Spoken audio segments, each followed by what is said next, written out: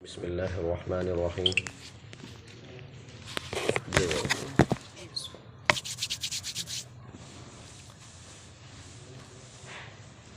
اذ قالت الملائکۃ یا مریم ان اللہ یبشرک بکلمۃ منہ اسمہ المسیح عیسی ابن مریم وجیہا فی الدنیا والآخرۃ ومن المقربین۔ اس سے پچھلی آیت کے اندر اللہ تبارک و تعالی نے حضرت مریم علیہ السلام کے فضائل اور مناقب کو بیان فرمایا تھا، اور فرشتوں کے ذریعے اللہ تبارک و تعالی نے مریم علیہ السلام سے کہا تھا کہ اللہ تبارک و تعالی نے آپ کا انتخاب کیا، آپ کو منتخب کیا ہے اور آپ کو پاکیزہ کیا ہے، جسمانی طور پر بھی اور روحانی طور پر بھی، اور آپ کو فضیلت عطا فرمائی ہے تمام عورتوں پر۔ پھر آگے اللہ کی طرف سے یہ حکم بھی فرشتوں کے ذریعے ملا تھا کہ اب اللہ تبارک و تعالی نے اتنے انعامات فرمائے ہیں تو اب ان کے شکر کے طور پر آپ اللہ تبارک و تعالیٰ کی تابعداری کرتی رہیں اور اس کے سامنے سجدہ کریں اور رکوع کریں رکوع کرنے والوں کے ساتھ۔ پھر آگے اگلی آیت کے اندر اللہ تبارک و تعالیٰ نے اپنے نبی صلی اللہ تعالیٰ علیہ وسلم یعنی حضور علیہ الصلاۃ والسلام کی نبوت کا بھی یہاں پہ اللہ تعالیٰ نے بیان فرمایا کہ یہ جتنی بھی باتیں ہیں یہ ساری غیب کی باتیں ہیں،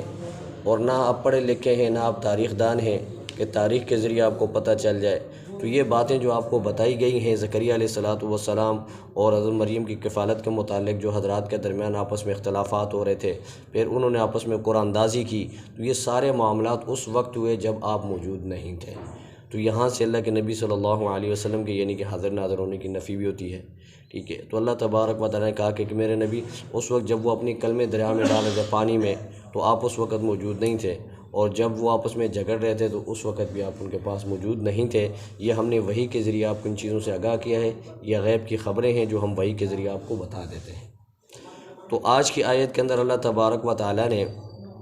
حضرت مریم علیہ الصلاۃ والسلام کو خوشخبری دی، جس کے لیے اللہ کریم نے حضرت مریم کا انتخاب فرمایا تھا اور ان کو فضیلت عطا فرمائی تھی۔ وہ ایک فضیلت تو یہ تھی کہ اللہ تعالیٰ نے ان کو اپنے گھر کی خدمت کے لیے اور اپنی عبادت کے لیے قبول کیا، اور دوسرا اللہ تبارک و تعالیٰ ان کے بطن سے جو ہے عظیم الشان نبی پیدا کرنے والے تھے، اور تیسرا اللہ تبارک و تعالیٰ اپنی قدرت کا یعنی کہ کرشمہ دکھانے والے تھے کہ جہاں میں یعنی کہ ماں باپ دونوں کے ملاپ سے اولاد پیدا کرتا ہوں، وہیں پر میں صرف یعنی کہ ماں سے بھی پیدا کر سکتا ہوں، اور وہیں پر میں بغیر ماں باپ کی بھی پیدا کر سکتا ہوں، ان تمام چیزوں پر میں قادر ہوں۔ تو اللہ نے اپنی قدرت کا اظہار فرمایا ہے، فرمایا کہ اذ قالت الملائکۃ، جب کہا فرشتوں نے مریم سے، یا مریم اے مریم، ان اللہ بے شک اللہ یبشرو کہ آپ کو خوشخبری دیتا ہے، بکلمۃ من ایک کلمے کی، ٹھیک ہے۔ خوشخبری اس خبر کو کہا جاتا ہے، بشارت اس خبر کو کہتے ہیں جس کو سننے کے بعد انسان کو سرور حاصل ہو اور انسان کا دل خوش ہو، جیسے قرآن کریم میں وبشر الذین آمنوا وعملوا الصالحات ان لهم جنات تجری من تحتها الانہار، کہ ایمان والوں کو آپ خوشخبری سنا دیں اور ان کے لیے باغات اور جنت کی جو نعمتیں ہیں ان کا اظہار فرمایا۔ اب ظاہر بات ہے جب بندہ جنت کی نعمتوں کا تذکرہ سنتا ہے تو اس کا دل خوش ہوتا ہے اور ان نعمتوں کو حاصل کرنے کی جستجو کرتا ہے اور ان کے لیے کوشش کرتا ہے، اعمال کرتا ہے۔ تو یہاں اللہ تعالیٰ نے مریم کے بارے میں کہا کہ آپ کو اللہ تعالیٰ خوشخبری دے رہا ہے، کس کی؟ بیٹے کی۔ اب وہ یعنی کہ کلمے کی صورت میں ہوگا، چونکہ حضرت مریم کی نکاح تو نہیں ہوا تھا، تو اس لیے اللہ تعالیٰ نے اپنا کلمہ خاص جو ہے وہ ان کے گریبان میں حضرت جبرائیل علیہ الصلاۃ والسلام کی صورت میں پھونکا، تو پھر اس سے اللہ تعالیٰ نے عیسیٰ علیہ الصلاۃ والسلام کی ولادت کی، اور اللہ نے فرمایا کہ اسمہ المسیح عیسی ابن مریم، اس کا نام جو ہے مسیح عیسیٰ ابن مریم ہوگا۔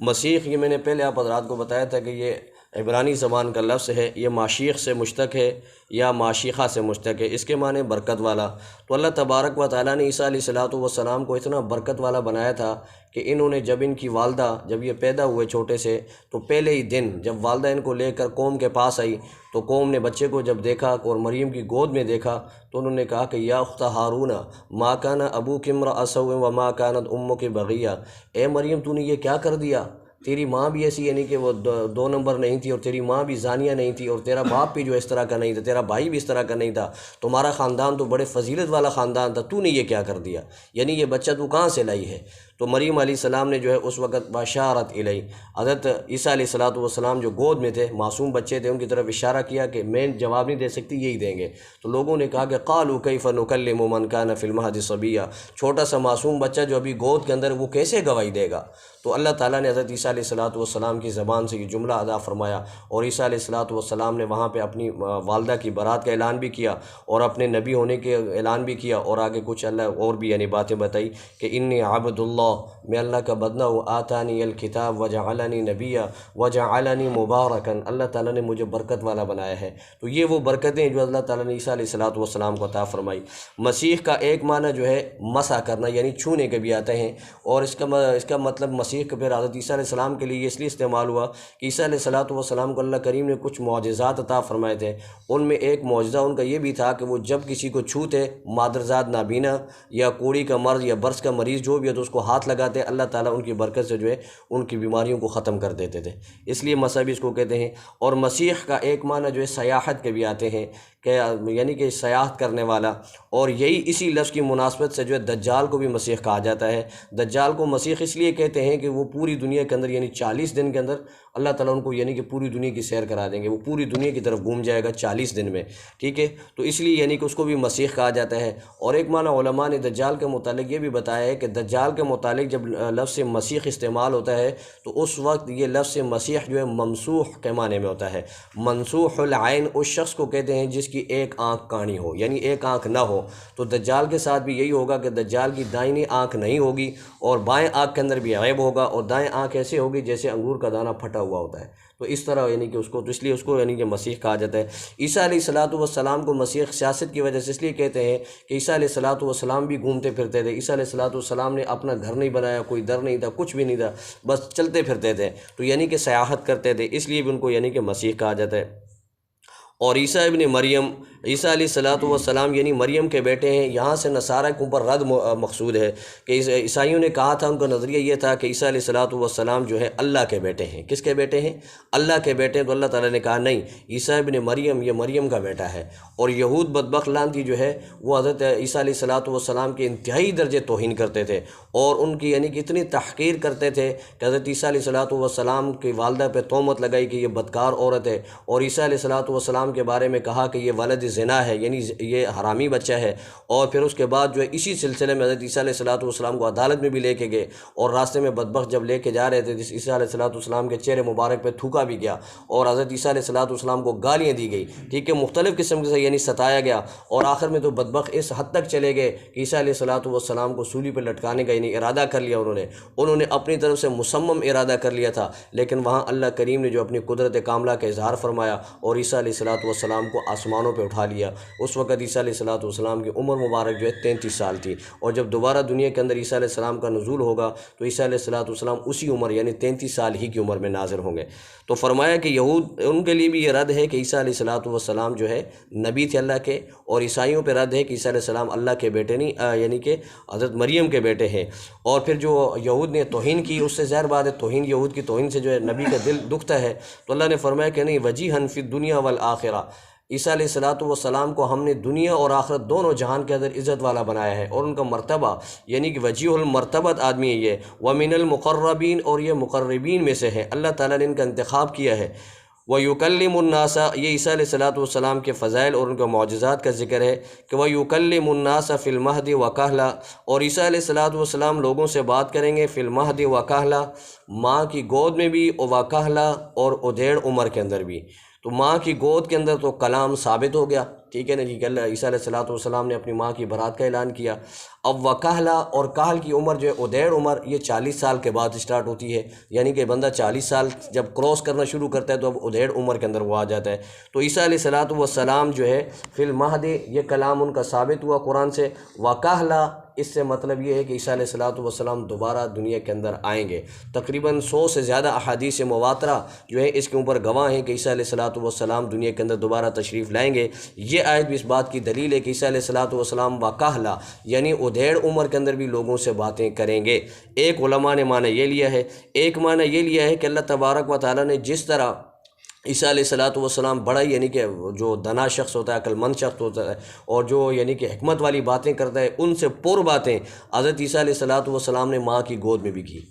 ماں کی گود میں تھے، جب ابھی بچے تھے، معصوم تھے، 1 دن کے بچے تھے، اور اس وقت بھی جو بات کی تو اس کے اندر بڑی حکمت اور بڑی دنائی کی باتیں تھیں۔ اور جب عیسیٰ علیہ الصلوۃ والسلام یعنی بڑھاپے میں 1.5 عمر کے ہوں گے تو تب بھی جب گفتگو کریں گے تو ان کی گفتگو کے اندر حکمت اور ان کی گفتگو کے اندر جو ہے اللہ تبارک و تعالیٰ کے یعنی کہ علم کی اور یعنی کہ روشنی ہوگی ان کی گفتگو کے اندر۔ وہ ایسی یعنی کہ لایانی گفتگو نہیں کریں گے، بڑی پراثر گفتگو ان کی ہوگی، دونوں عمروں میں، بچپنا تھا اس میں بھی اور جب کاہلا بڑھاپے میں پہنچیں گے تب بھی۔ تو یہ وکاہلا جو ہے اس کا جو اظہار اللہ تبارک و تعالیٰ عیسیٰ علیہ الصلوۃ والسلام کو دنیا میں دوبارہ بھیجیں گے۔ 33 سال کی عمر میں عیسیٰ علیہ السلام دوبارہ دنیا کے اندر آئیں گے، پر حضرت عیسیٰ علیہ الصلوۃ والسلام کو اللہ تعالیٰ جو ہے وہاں نبی کریم علیہ الصلوۃ والسلام کا کلمہ پڑھیں گے، پھر اس کے بعد عیسیٰ علیہ الصلوۃ والسلام شادی کریں گے، روایت میں آتا ہے کہ بچے بھی ہوں گے، پھر ان کا اپنی یعنی کہ طبی موت انتقال ہوگا، اور پھر ان کو حضور علیہ الصلوۃ والسلام کے ساتھ جو ہے وہاں دفن کیا جائے گا۔ تو یہ پورا ان کا پس منظر ہے۔ فرمایا کہ وَكَهْلًا مِّنَ الصَّالِحِينَ، اور یہ 1.5 عمر کے اندر بھی کلام کریں گے اور یہ صالحین میں سے ہوں گے۔ اب ظاہر بات ہے حضرت مریم علیہ الصلوۃ والسلام کو جب یہ خوشخبری ملی تو دل میں تو بڑی خوش ہوئی کہ اللہ تعالیٰ مجھے اتنا یعنی کہ مرتبہ دینا چاہ رہا ہے، لیکن جب پھر بھائی لوگوں کی یعنی کہ بھائی بندوں کی اور معاشرے کے اندر اور قوم کا جب سامنا یعنی کہ یہ خیال آیا کہ اگر میرا بچہ ہو گیا، اب میں بچے کو لے کے قوم کے پاس جاؤں گی تو لوگ مجھے تانا دیں گے، تو حضرت مریم علیہ السلام نے اسی کا اظہار یہاں بھی کیا کہ اے اللہ میرا بچہ کیسے ہوگا؟ نہ تو مجھے کسی مرد نے چھوا اور نہ ہی میں بدکارہ ہوں کہ بدکاری کے ذریعے میں نے کسی مرد سے منہ کالا کیا ہو، پھر میرا بچہ کیسے ہوگا؟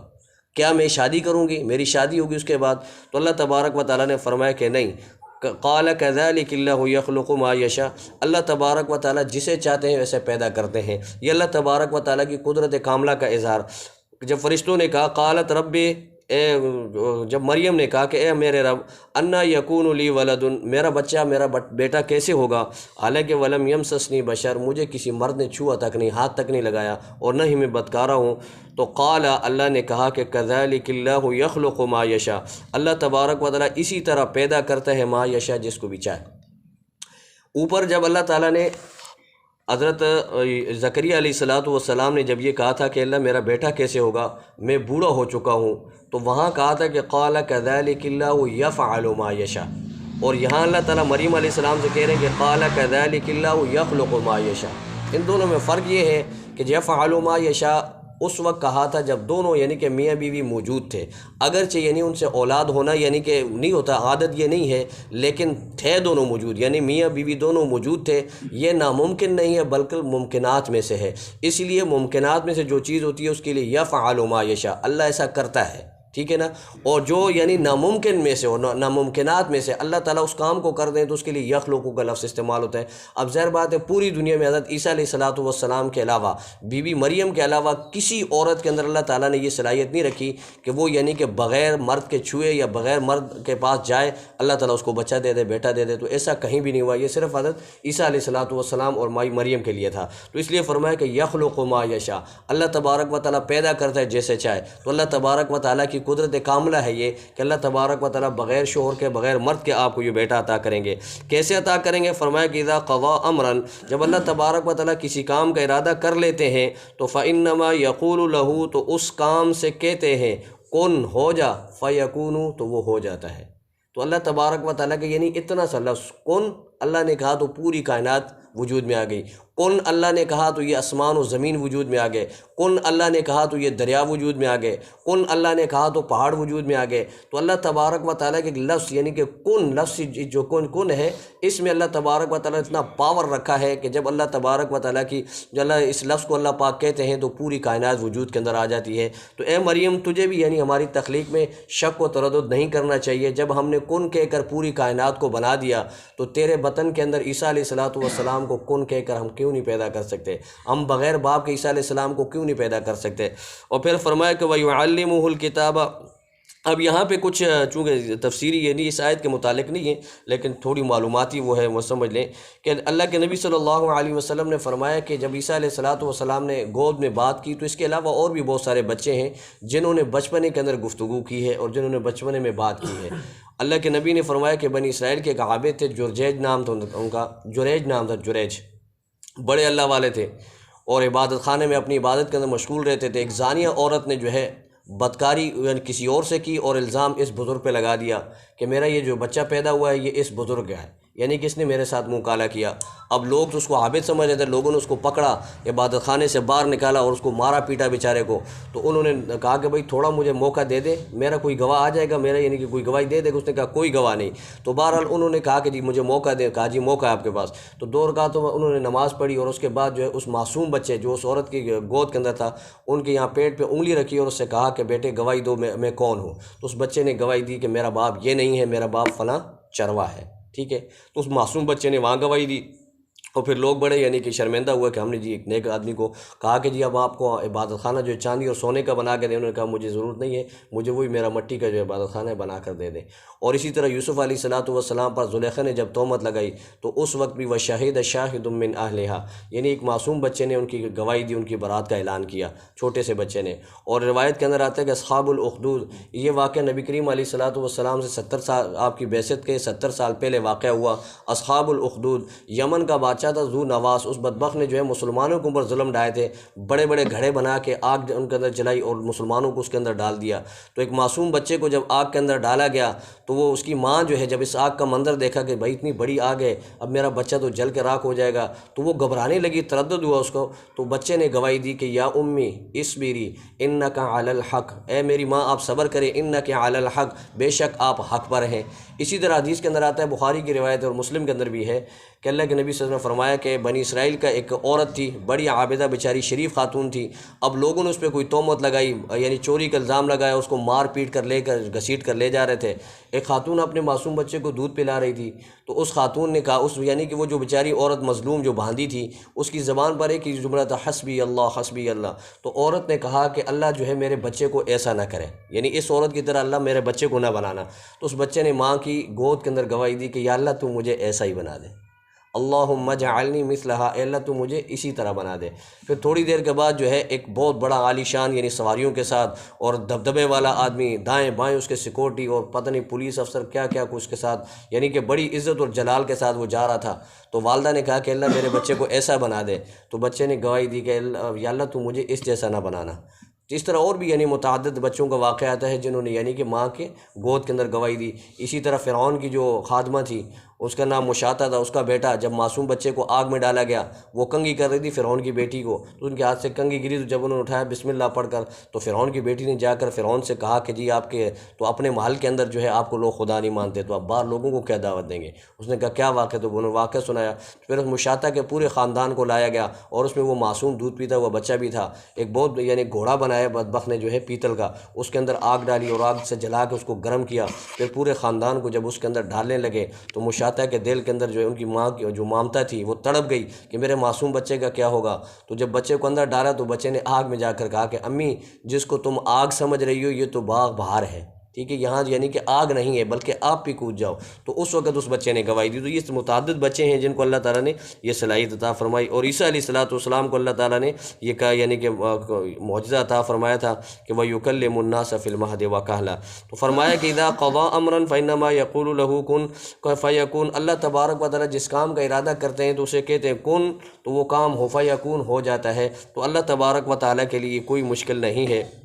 فرمایا حضرت عیسیٰ علیہ السلام کو اللہ تعالیٰ وَيُعَلِّمُهُ الْكِتَابَ وَالْحِکْمَةَ، ان کو کتاب بھی دیں گے اور حکمت اور دانائی کی باتیں بھی، وَالتَّوْرَاةَ اور تورات کی یعنی کہ تعلیم بھی، وَالْإِنجِیل اور انجیل ان کو اپنی کتاب ملے گی۔ تو وَيُعَلِّمُهُ الْكِتَابَ وَالْحِکْمَةَ، اور علماء مراد لیتے ہیں کہ قرآن کا علم بھی اللہ پاک ان کو دیں گے اور سنت کا علم بھی۔ جب وہ دنیا میں دوبارہ تشریف لائیں گے تو کسی استاد سے نہیں پڑھیں گے بلکہ اللہ تبارک و تعالیٰ اپنی عطا سے جو ہے ان کو یہ علم عطا فرمائیں گے کہ وہ قرآن کو بھی سمجھیں گے اور سنت رسول کو بھی سمجھیں گے۔ یہ دونوں علوم اللہ تبارک و تعالیٰ بغیر استاد کے حضرت عیسیٰ علیہ السلام کو عطا فرمائیں گے۔ تورات اور انجیل ان کو تو چونکہ تورات جو ہے موسیٰ علیہ السلام پہ نازل ہوئی، انجیل حضرت عیسیٰ علیہ السلام پہ خود نازل ہوئی۔ تو آگے وہ رسولاً الی بنی اسرائیل انشاءاللہ کل پڑھیں گے کہ اللہ تعالیٰ نے ان کو جو ہے بنی اسرائیل کی طرف رسول بنا کر بھیجا، اس کا کیا پس منظر ہے کل انشاءاللہ پڑھیں گے۔ اللہ پاک ہم سب کو عمل کرنے کی توفیق عطا فرمائے۔ اللہم صلی علی سیدنا و مولانا محمد وعلی آل سیدنا و مولانا محمد وبارک وسلم۔ ربنا تقبل منا انك انت السميع العليم وتب علينا انك انت التواب الرحيم، وصلى الله تعالى على خير خلقه محمد وعلى اله وصحبه اجمعين برحمته۔